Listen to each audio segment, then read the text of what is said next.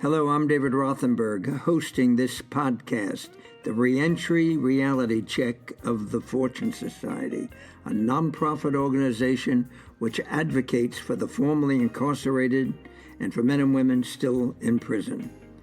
We also provide multiple services for the thousands who walk through our doors each year. Thank you for joining us. Hold my head high as I travel along this road. Help me always to speak. There's reentry and then there's reentry. When I first met Bruce Bryan, I was aware of his story, much publicized, clemency after 29 years in prison. And there was not a hint when I met you, he's sitting with me right now, there was not a hint that I've seen in hundreds and hundreds of men and women coming out of prison who had done times like that. We'll get to the reentry. Let's quickly set up the your life situation, Bruce. You went away at 23, and absolutely. My name is Bruce Bryan, and I was arrested and charged with murder in 1994 in Queens, New York. I was sent to Rikers Island, of course, for almost 3 years, fighting my charge. I had a rogue prosecutor by the name of John Scarpa and a horrible 18B who was seeing psychiatric treatment. 18B is a lawyer from legal aid. 18B is a lawyer from legal aid by the name of Reginald Tao, who was suing the city at the time. None of this I had knowledge of at the time. He was suing the city because he was slashed by his previous client. When you said you had a rogue DA, is he still around? He's no longer a prosecutor. He was arrested, sent to prison, and disbarred. He was sent to federal prison for 3 years. As a defense, he was pushed out of the DA's office in Queens and went on to become a defense attorney. And he continued in the same behavior, because a leopard doesn't change their spots, in the same behavior he did as a prosecutor. And as we, those of you who don't know that are listening, prosecutors have immunity, defense counsels don't. So what he was doing as a prosecutor, he could not be charged for. He continued that behavior as a defense attorney once being pushed out of the Queens DA's office, and he was arrested by the federal government and sentenced to 30 months in federal prison and disbarred. But in the meantime, you did 29 years. In the meantime, I did 29 years, and almost 30 years. Fought your case the whole time. I want to get past your case to talk about your reentry, which is so startling, but how were you able to get clemency? Because there was no DNA involved, and that's almost essential for all the dozens and dozens of clemency cases we read around the country. Well, thank you, Governor Kathy Hochul, first of all. I'll be remiss if I didn't express my gratitude for me being granted executive clemency. And for the extraordinary attorneys, the likes of Steve Zeidman, Josh Dubin, and Dr. Carter of the Sean Carter Foundation, all were instrumental in helping me gain executive clemency. Steve Zeidman was, the premier, the lead attorney in my clemency application, and his extraordinary students and staff over at CUNY School of Law. And I think for me, based on what I was doing inside, because I made a conscious decision early on to not serve time, but to have time serve me. So having earned my associates, earned my bachelor's, having founded the first New York State Prisoners Gun Buyback, book drive, book giveaway, and being so instrumental in the community, because I believe that incarcerated people are an extension of their community, which is something I learned in the Resurrection Study Group.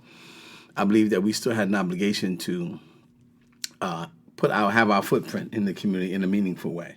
So I continued to do the work for 29 years until I was released. And I think based on the work that I've done inside, also Kathy Hochul realizing that former Queens prosecutor John Scarpa went to prison and that I had been pleading my innocence for almost 30 years. That's key, the fact that and we'll talk about the extraordinary journey that you had while you were incarcerated. But to get clemency, the case itself still has to be I don't think so. Assessed. I don't think so. I think in my case, the case has to be assessed. And of course, you always get opposition when it's a homicide. Queens has a policy, for the most part, that anyone pursuing clemency that has a homicide, they often oppose it. Which doesn't mean that you don't get it, but they just don't, they just don't support it. In my case, they didn't oppose it, and they didn't support it. They stood silent.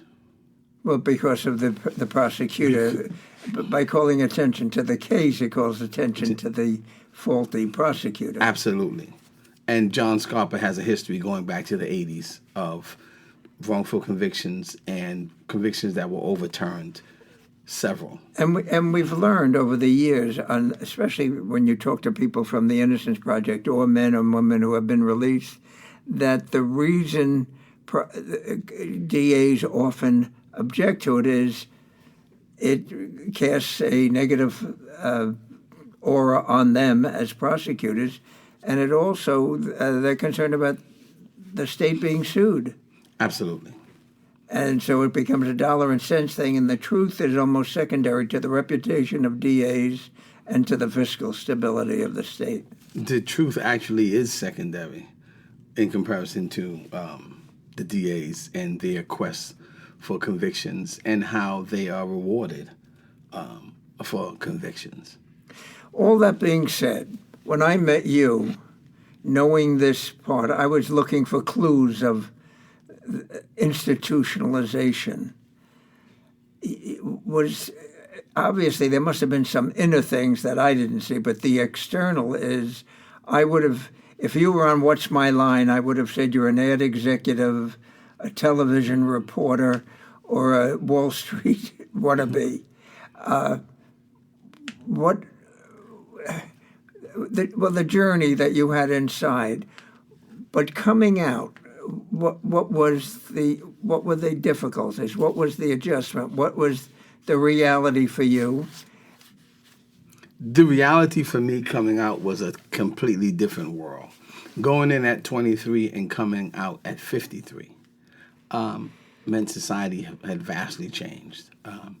From everything from the AI that we see now to the cell phones, just to the lack of communication that you see amongst people every day. People are normally locked into with their headphones, head down on their phones. Well, Bruce, I've often heard a lot of people say that, but when I probe, one of the things that people, when you really get to it, the technology you can learn, the pace of people outside compared to the pace inside is an enormous adjustment. It's an enormous adjustment. And it's sensory overload. Well, that's the part that people don't talk about, and you appeared to have overcome it. Now, I met you 3 years after you were out.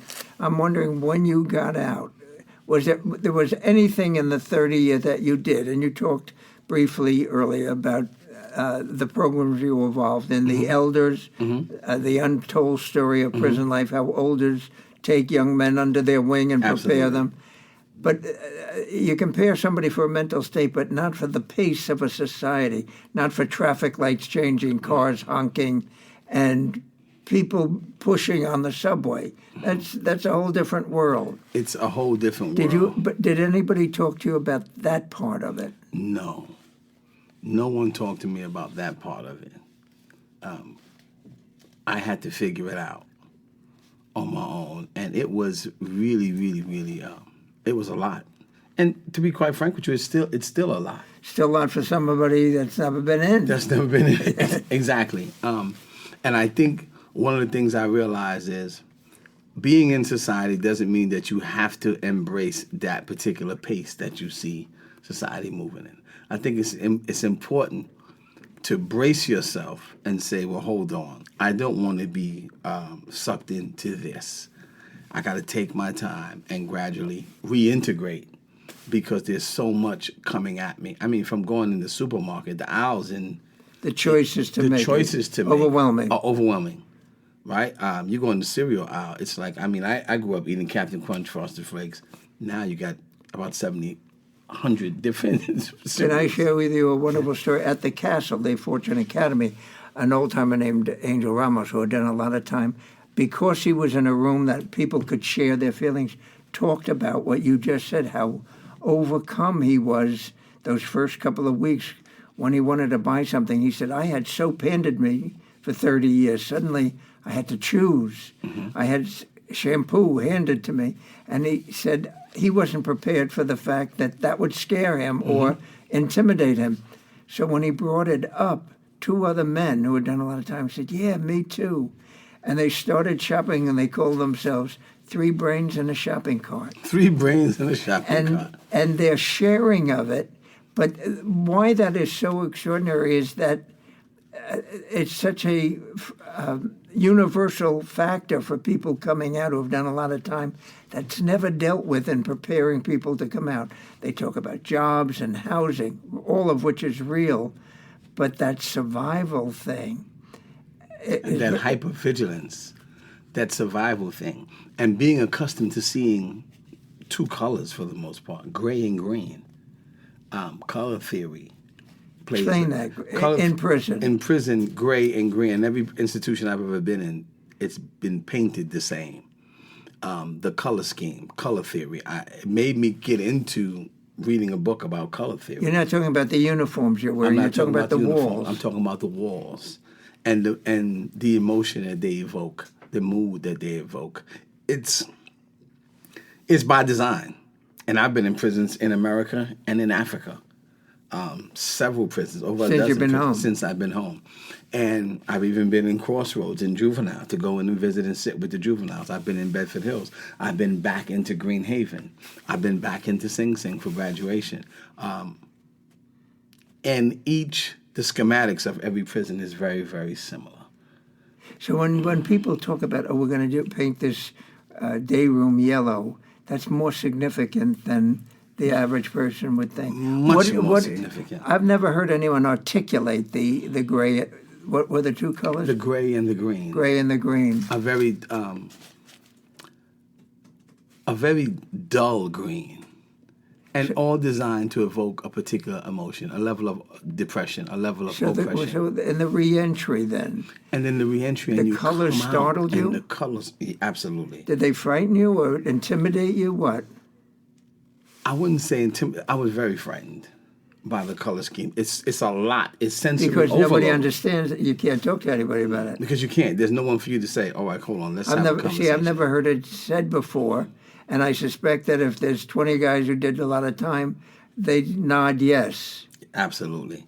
Sensory overload with the color schemes and the different emotions that the colors that you see in the free world evoke in comparison to what you've seen for more than half of your life you've been around. I heard someone say that hearing children in a schoolyard startled them when they came home. Beyond a shadow of a doubt. Just going out and hearing the horns and the sirens, and I'm still startled at times when I'm driving and I see the lights and I'm startled. The noise. In prison, you learn to block out the noise because you have to study, right? I consider myself an incarcerated person that was pursuing higher education and self-development at the same time. So I was going to school, but I was also in school while I was in the cage working on myself. So the cell was an office for me. And you learn to block out the guy next door to you that's blasting Drake or Tupac, or the person on the other side of you that can never sit in a quiet cell until completely lights are out and the officer starts yelling at them. Because most people in prison can't live with themselves. When they get into that cell, they either blast the music or blast the TV, or they're yelling on the gate. Because it's difficult to be alone and to sit with yourself. So solitary confinement then becomes devastating. It becomes completely devastating. It's devastating for people who are sane. Absolutely. It was something that always troubled me while I was inside. Did you do it? Were you in the hole at all? Yes. When I heard people say, oh, this pandemic is like being in solitary confinement. And I would always sit in the cell, and it would anger me to my very core. I would be totally upset.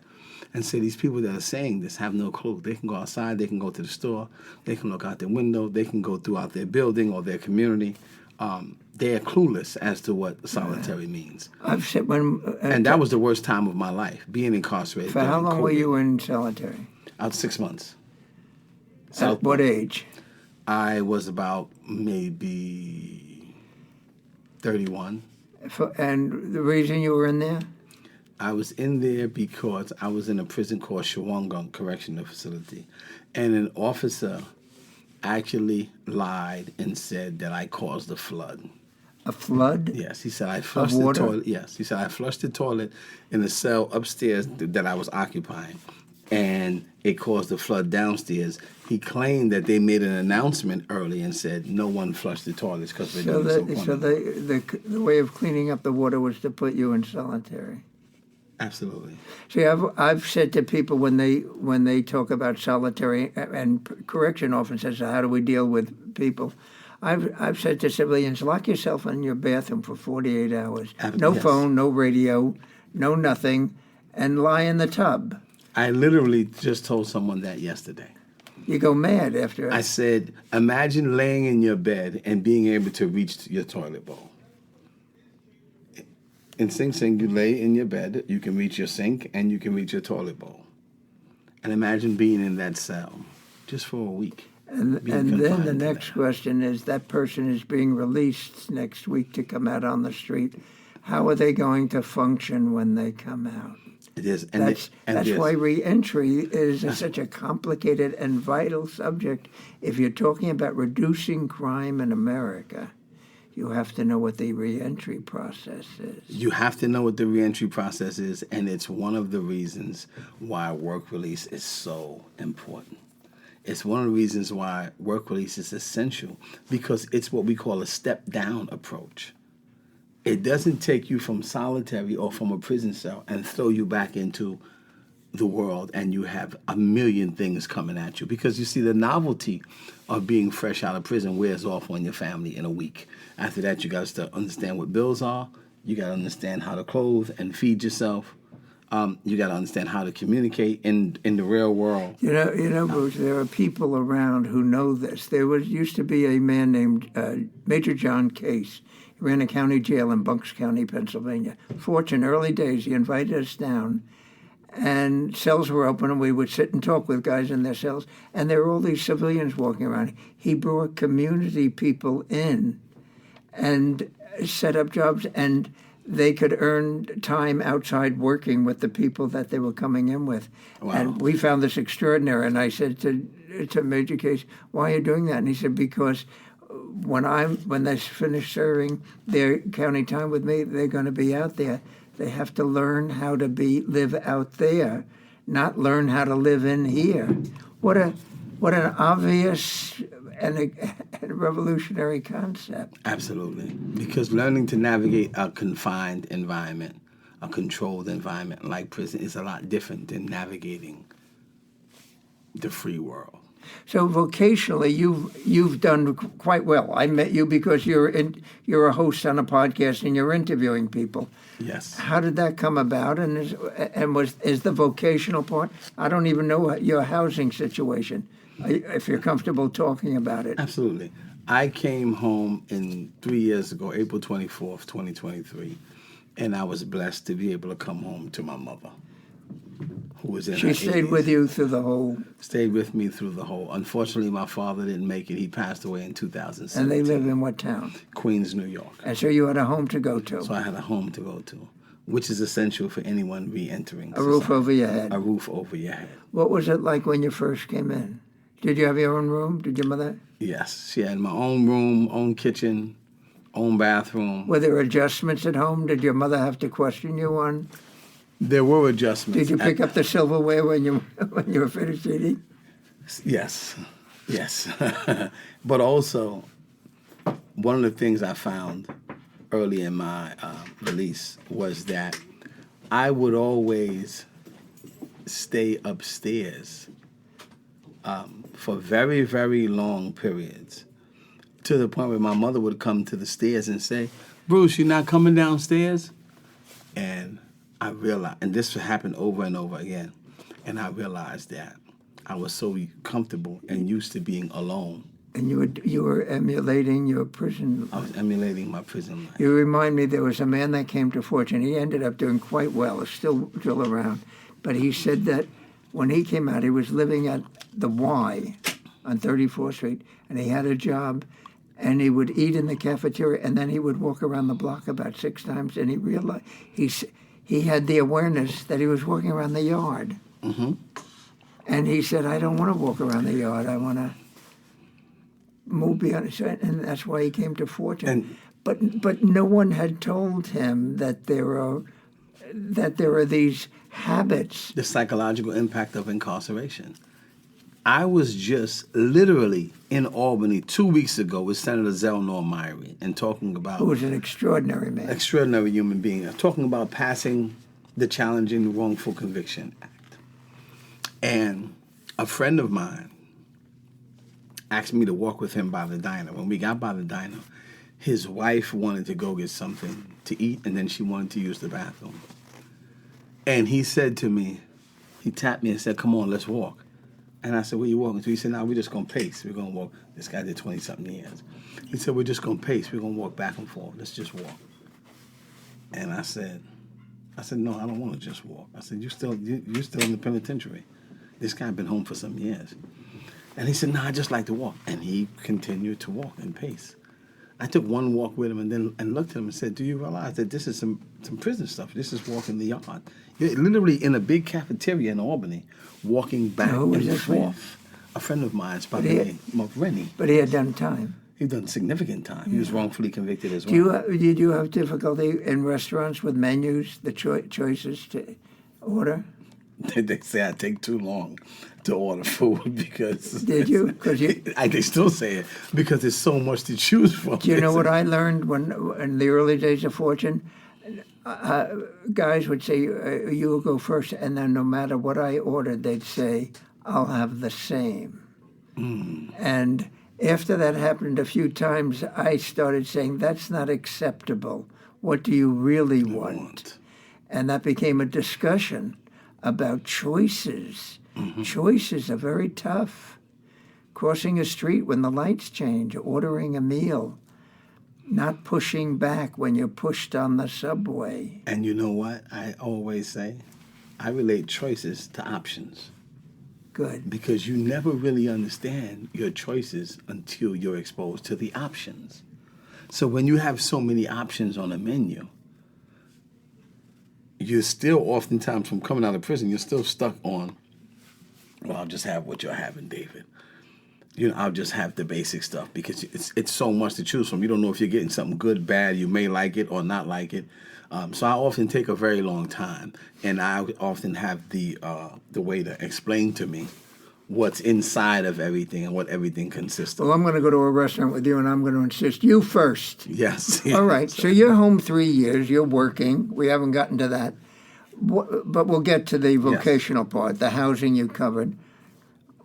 What do you still pause about? What are the things that you said that when you hear a siren, for example, you assume that they're coming after you? It just gives you, it's kind of triggering. But I also found myself quite a few times in restaurants, as you just mentioned, and I've said they're taking too long. They're taking a while to bring my tray. I refer to dinner as a tray. I've done it countless times, and people have tapped me and said, "That's not a tray. You're having dinner. You're having a plate." And I say, "I know." All right. And then at the end, I would say, "Do we pick up our trays and dump them, or do we?" Because of the programming of always, either leaving your tray in some prisons and just picking up your fork and your knife and dropping them in the bucket. I refer to dinner plates as trays numerous times, and people have to warn me, like, "Listen, relax." And even shopping for clothes. Shopping for clothes. They say I shop like a woman. They say you take so long. I said, why? They say because women take longer. You don't know what you want. You're in the store for hours. And I'm saying, but there's so much to pick from, so much that I like. so many options other than state greens. You know, somebody's going to protest, say women don't take longer than men necessarily. I probably take longer than most women. Right now, today, I take longer than most women to shower. And I'm exactly the opposite. If I need a pair of pants because my belly's gotten bigger or something, the first pair I try on, I'm taking because I can't stand spending time shopping.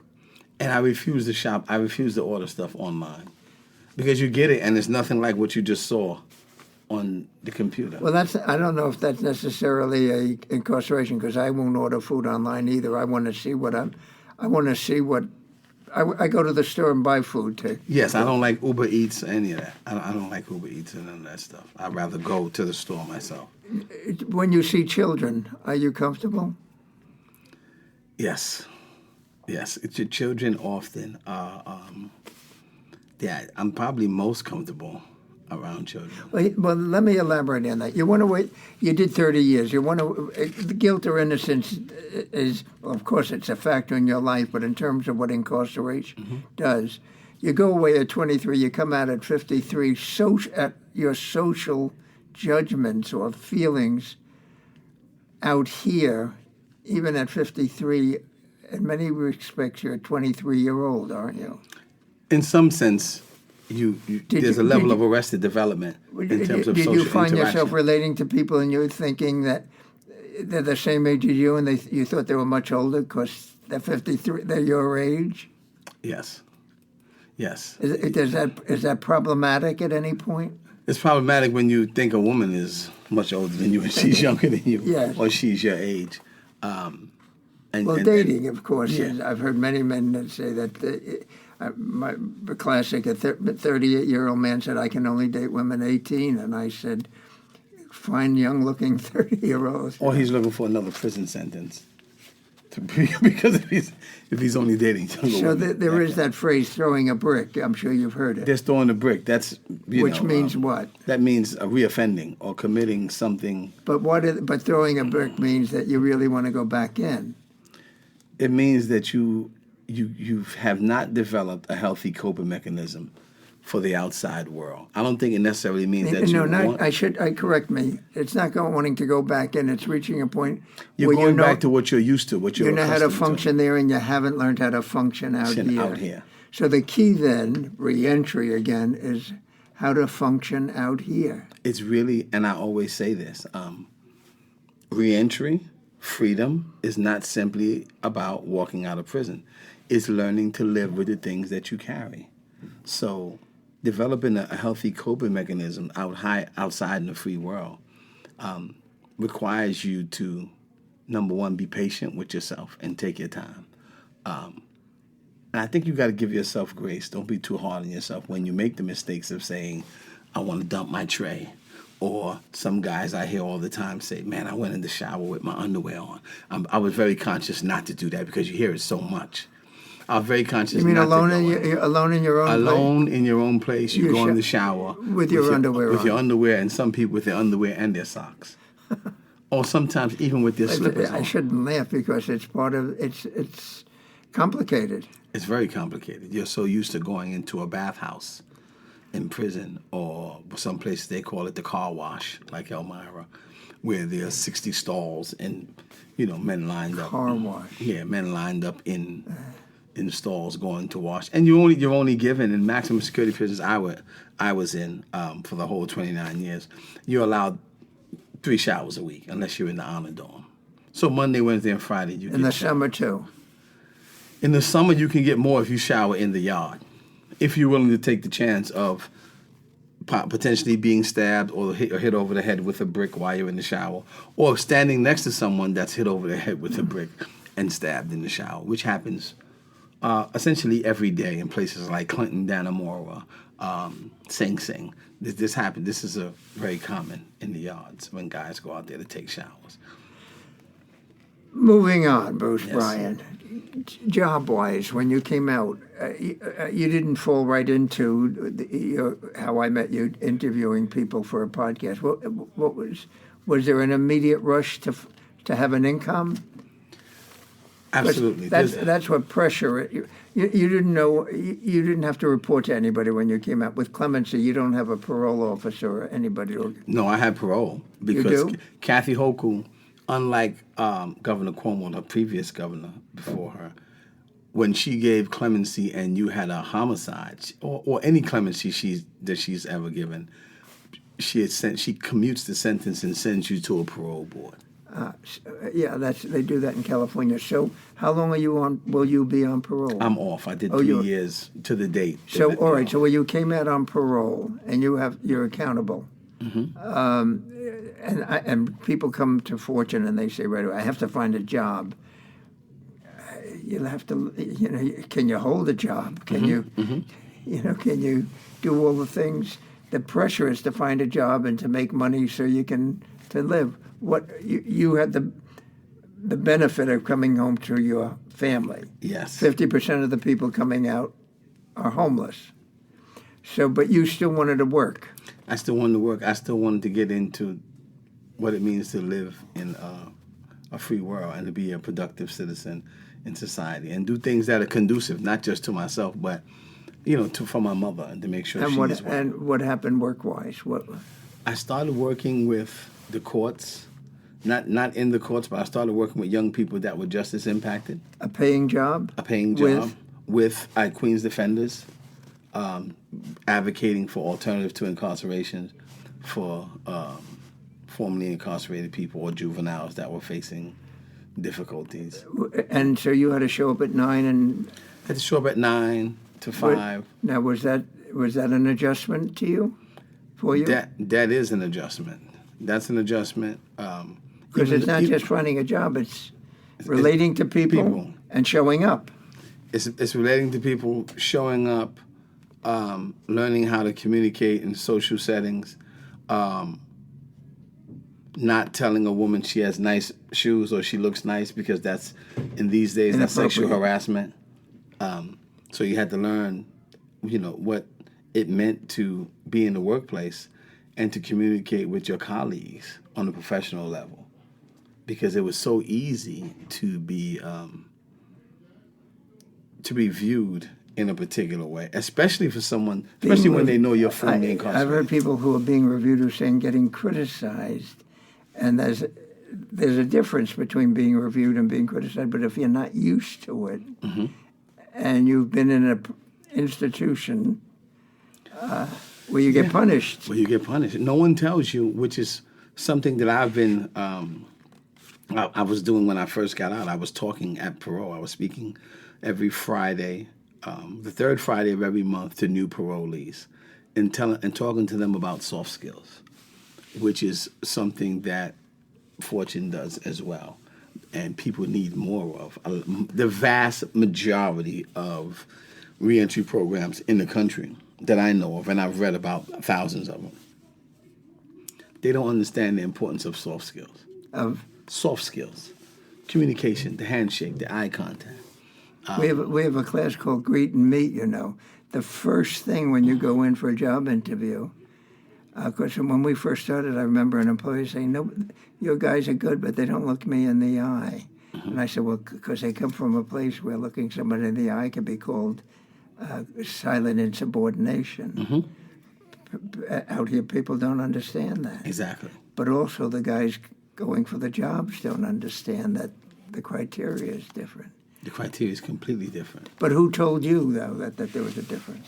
I read every publication you could think of when I was inside. So I would read stacks of newspapers that I'd take off the garbage can. I would sit in the cell and read them.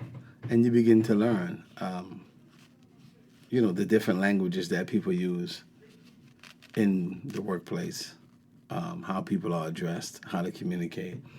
You don't learn everything. Some stuff I had to learn the hard way. So, Bruce, you get it off the newspapers that you grabbed. Are there any programs in prisons that really prepare people for reentry? Have you seen any that lessen the complications? They have a thing called transitional services.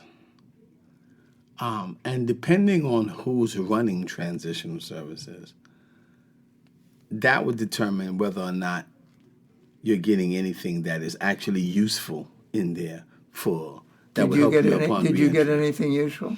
I got some stuff useful because I had a guy named Taden Townsley. His name is Salahuddin. He's a Muslim brother, a young brother, who was running transitional services in Sing Sing. And what Taden Townsley would do was he would make sure the counselors that were a part of it would bring in adequate, viable, important information, whether it was pamphlets, whether it was outside people to come in and sit with them. The outside people coming in, that's Very, key, very key. important. So Taden Townsley he helped me a lot, even though I was educated and I was preparing myself all along, because I think reentry starts from the day that you walk in. From the day that you're incarcerated, reentry starts. And I learned that from guys like Ronald Day and Ronald Robinson and other guys in the Resurrection Study Group under Eddie Ellis, that reentry starts the day you're in jail. Larry White, Luke Mon. I was fortunate enough These to are have... people who we know at Fortune through the years. So many people have come in and said, Eddie Ellis told me to come here. Yeah. Luke Mon said to come here. These are the guys that trained me. What breaks my heart is that, and I wrestle with this often, is that there are no more of those guys inside the prisons anymore. That generation has either died off or have been released. The Herman Bells after 48 years. There are no new people that you don't... There are no old-timers like the Ronald Day. There's no Resurrection Study Group guys really giving guys this information in prisons across the state. Can I tell you a Larry White story? Luke Mon came to the castle, did a lot of time, very quiet, soft-spoken, and I've quoted him so many times since. And I don't know how he had the insight and the self-awareness. And he said, to survive in prison, I had to put on coats, one after another. He said, obviously not real coats, coats of survival to learn in there. And then, of course, the obvious thing is he has to take the coats off. But he said the wisest thing was, I have to take those coats off, but I need you all to help me take those coats off, because I'm in unknown territory. That's right. And he understood that he carried a lot of stuff with him. But asking for help was not a weakness. It was a strength. That's a tough one. A very tough one. A very, very tough one. And pulling off those coats, it takes help, because I often say this. I use the analogy of sports. I like to say that every boxer, no matter how good he is, he has a corner man that tells that boxer, listen, he's dropping his left hand, you should throw the right hook.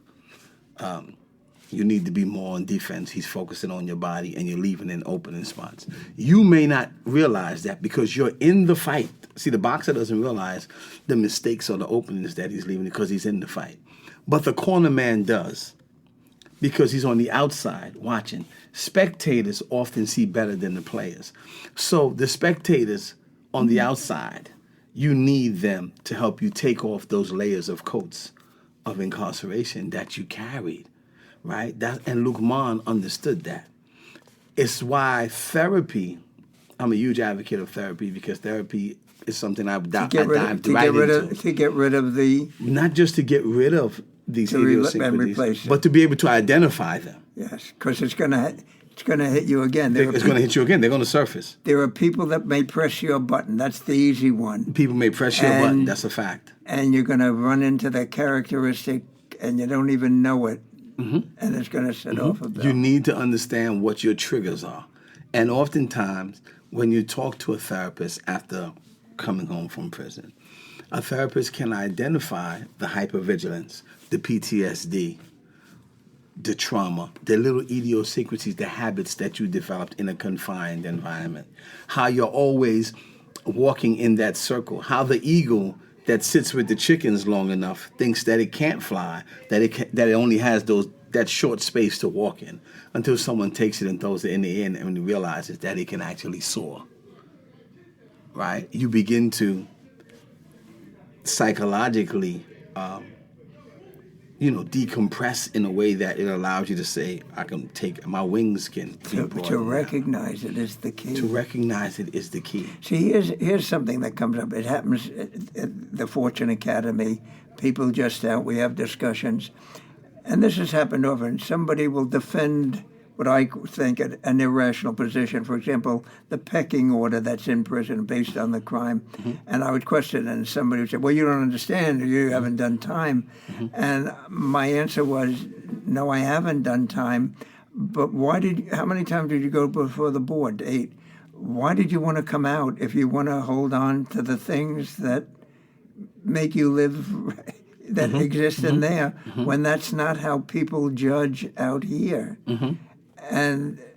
But you don't understand. And You I don't say, understand. well, no, that's what I'm told, that I don't understand. And I say, I really don't understand because I haven't done time, but I know that the guys that make it, the women that make the transition, don't carry that with them. And it's the letting go, which is as tough as that picking on. It's extremely tough because in prison, a hostile, volatile, controlled environment. On the subway, somebody's going to push you. That's right. How do you deal with it inside? You have to push back. Out here, if you're on parole and you push back, you're going to be back inside. Exactly. So Yeah, I but- say the most important thing is to change your mind. You change your mind, you change your life. But prison- those are instantaneous things. Somebody pushes you, you have to be There are prepared things for that it. trigger you, and if you have to become conscious and aware. I think becoming self-aware is so important because when you're in prison, I don't care if you're in prison for a week, if you're in prison for 50 years, your mindset is survival, survive, and until you learn to shift that mindset from survive to thrive, you're going to carry those things. Say that with one you. again. Until you shift that mindset from survive to thrive, you're going to have those idiosyncrasies I and don't know those if that's triggers. a word, but it makes sense. No, survive is a word and Yeah. thriving is a word. Oh, vibing. Okay. Yeah, thrive. So how do I thrive? Because in society, you don't want to just survive. You want to be able to thrive. Oh, flying. Thrive, right? THRIVE, thrive. In prison, you're in survival mode, constant survival mode. And the vast majority of us that come out of prison, we don't leave behind that mindset of survival mode. So we come home and it's survive, right? And you're in this, you become embraced by this, embarked into this this You don't rat want to be race. a quote, ex-convict all your life. You want to be a formerly incarcerated person. You want to be a returning citizen, Citizen. right? And you want to be conscious of Do you- the fact that you deserve to thrive, Do you have like everyone challenges else. every day, Bruce? Absolutely. Well, I mean, we all have challenges. Yes. Do you have challenges that are uniquely yours because you did time? Yeah. Uniquely mine because of my past experience. Right? I still today, I find it difficult to sit down on the train because of years of watching the news. You always hear people are getting pushed. You I stand? stand. Yeah, I go from here to Manhattan. I stand the whole time. I do it all the time. I do it all the time. But I also, when I walk into a train station, I also find a space where my back is to the wall. That's important to me. And I think something like that I'll probably never let go of. Because you consume so much media and sensationalism about over the years, people getting pushed on the train, people with mental health, and you think that this is happening everywhere, every day. And it seldom happens. It makes a headline, but It makes a headline, but it doesn't happen as often as society would have you believe. So you consume, and I consumed a lot of news. There really wasn't much to watch on television in prison, right? I watched CNN and the news all the time. I watched 60 Minutes, different news broadcasts. I read the New York Times. I read the Times, just newspapers. It was important to stimulate my mind, but it was also important for me to know what's going on in society. Does the system, the prison system, have organized programs where men like you go back in regularly and reflect on some of these things? Are men inside that are who have to learn how to survive in there, are they ready to think about another way of living when they're still trying to survive in that that irrational, unrealistic way? Yes, especially when they see guys like, Ronald Day, J.J. Velasquez, Jermaine Archer, LaRon Rogers. These are all guys I've done time with that are doing good, that are still in touch with guys in prison. But does and the they system always say- encourage them coming back in? Does the system see them as a part? Does the system see coming out as a way of reducing crime as their responsibility? No, it doesn't. What I would say is today with this new commissioner in New York State Corrections. Hopeful? It's hopeful. And he does allow and invite people to come in. My friend Jermaine Archer, he is the executive director of RTA now, Rehabilitation Through the Arts. So he goes back in. Recently when a young lady committed suicide, Manny, in Bedford Hills, Jermaine Archer brought our program in there, and he did Sister Act with the women in there to try to relieve some of the tension because they were so depressed and sad because everyone knew Manny prior to her committing suicide. And the commissioner welcomes that type of stuff. John Adrian Velasquez, who's been exonerated, but he goes in and he brings everyday citizens from the community in through the Douglas Project to come and sit with incarcerated people. Because we believe proximity changes things. Can you comment on the fact that New York City's new commissioner, Stanley Richards? This is. What are the implications of that for people, not even those that are doing time in the city or awaiting trial? Do you have a sense of upstate? Has that been heard? Has it been heard? It is literally the epitome of the power of transformation and what's possible. And guys see that. I get phone calls, not twice a week, 3 times a week. I get phone calls, literally, no exaggeration. On my way here, I was talking to a guy in Elmira. I put it to you like that. I get phone calls every single day from guys either in jail or in prison. And sometimes my family is like, sometimes you got to not take calls. I said, but these guys, I can talk to you all day, but these guys I can't. They may have 10 minutes, 15 minutes.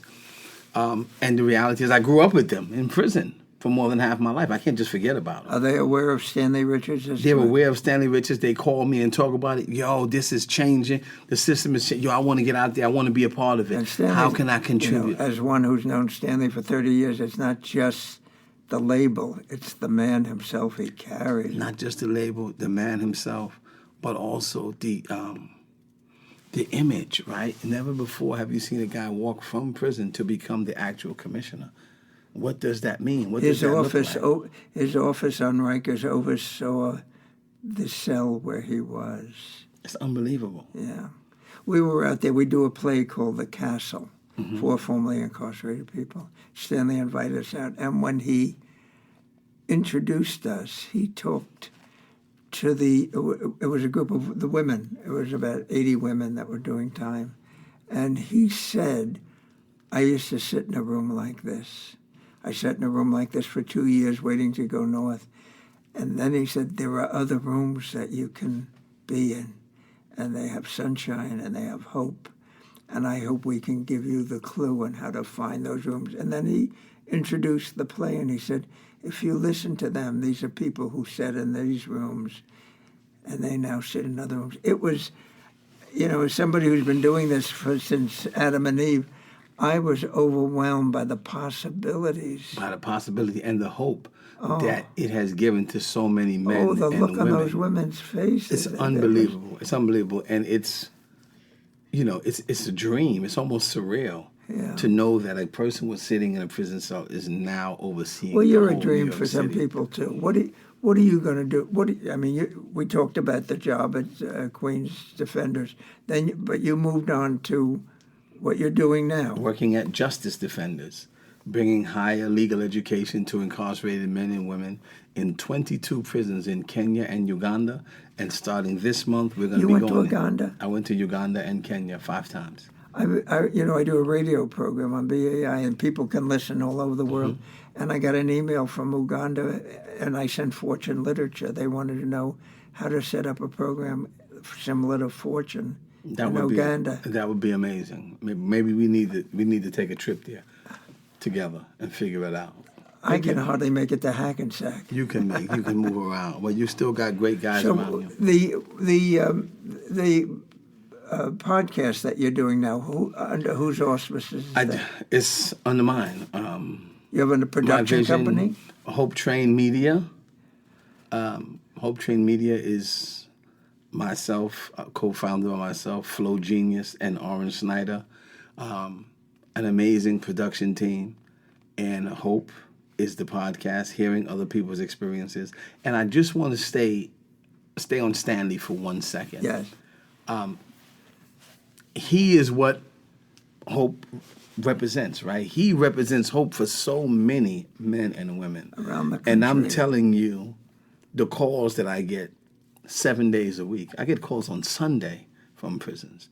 And some guys still can't believe Stanley Richards is the commissioner, right? So this brings so much hope. And what I think is so important is for men and women to understand that not only does he represent hope, he also gives you confidence and the understanding that you belong in these rooms, right? We belong in those rooms. We belong in those boardrooms. We belong in those rooms where decisions are being made about our lives. So formerly incarcerated people and incarcerated people need to understand that you're not a charity case when you come out. You belong in those same rooms that you see Stanley Richards in, that you see Ronald Day in, that fortune prepares you to be in. Bruce, you've given a new phrase. I used to say, in the corridors of power, but you're even more specific, in the rooms. In the rooms. Not just in the corridors, you're advocating when you're in the room. There's a song in the musical Hamilton. It's the people... I can't remember the titles.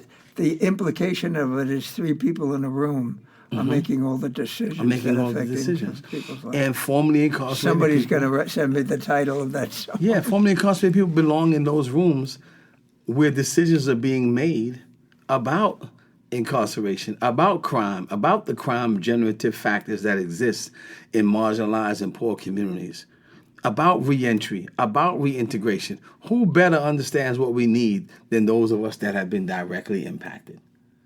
Right? Who better understands children of incarcerated parents than those who have been incarcerated and have, I've been in prison with guys, one of your guys that was just released, right?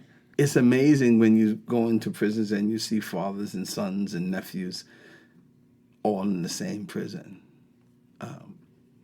These voices need to be directly empowered to making decisions about their lives. I have to invite you to see the play The Castle the next time we do it, because one of the people in it, Irvin Hunt, is the son of a man that was in prison, the father of a man in prison.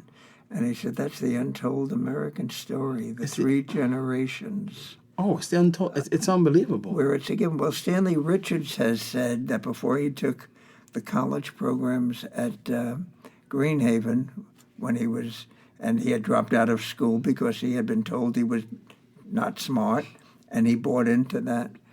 And he suddenly realized that there were options for him, but he had never been introduced to those options. Absolutely.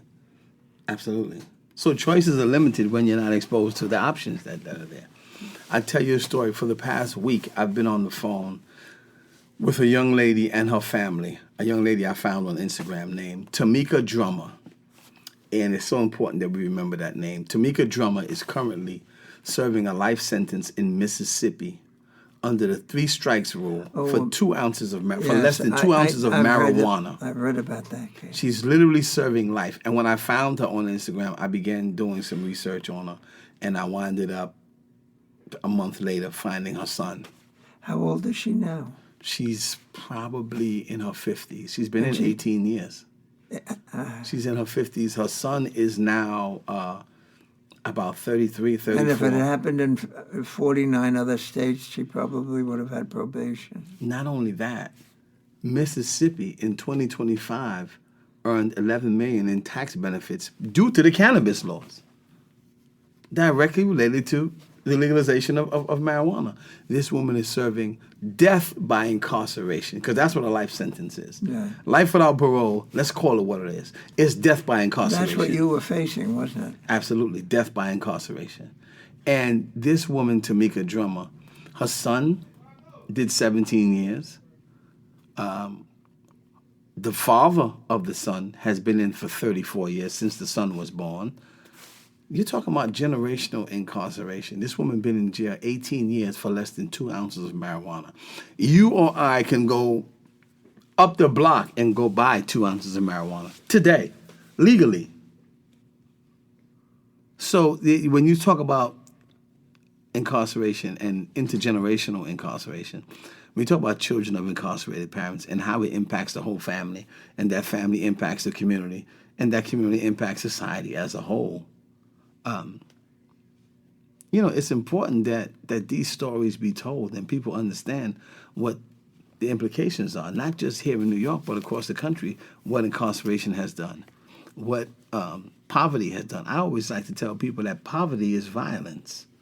Right? When you don't have food, that's why Fortune is so important, because it gives you the full 360 wraparound services, right? When you don't have food, shelter, or clothing, I see guys out there right now in Fortune eating cakes, getting a cup of coffee, getting a glass of water, guys who otherwise wouldn't have that. Food is absolute. People come here for a meal and keep coming back because it's the only meal they get, but while they're coming back, they meet people, talk to people, get involved, and see the world quite different. Which is a part of reintegration, understanding your social, having a social support system. Reentry, which is why we're talking with Bruce Bryan, who is an example of exemplary reentry. We could go on forever, but I'm so old now I can't go off. You got plenty of time. You got plenty of time. Thank you so much for being with me this morning. No, the honor is mine. Thank you for calling me. Thank you for having me on your show. I think what you've done is an example for the world, not just for across the country, but for the world. Who was thinking about reentry and reintegration? Who was thinking about mass incarceration in 1967? Who was thinking about that? Well, it was unheard of. There was no voice. There was no voice. And to think that it came from as a result of you reading a play, Fortune and Men's Eyes. You are also a scholar, Bruce Bryan. Thank you so much.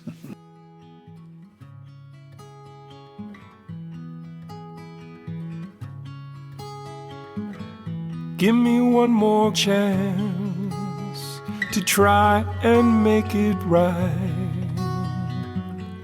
Give me one more go. Let me see the light.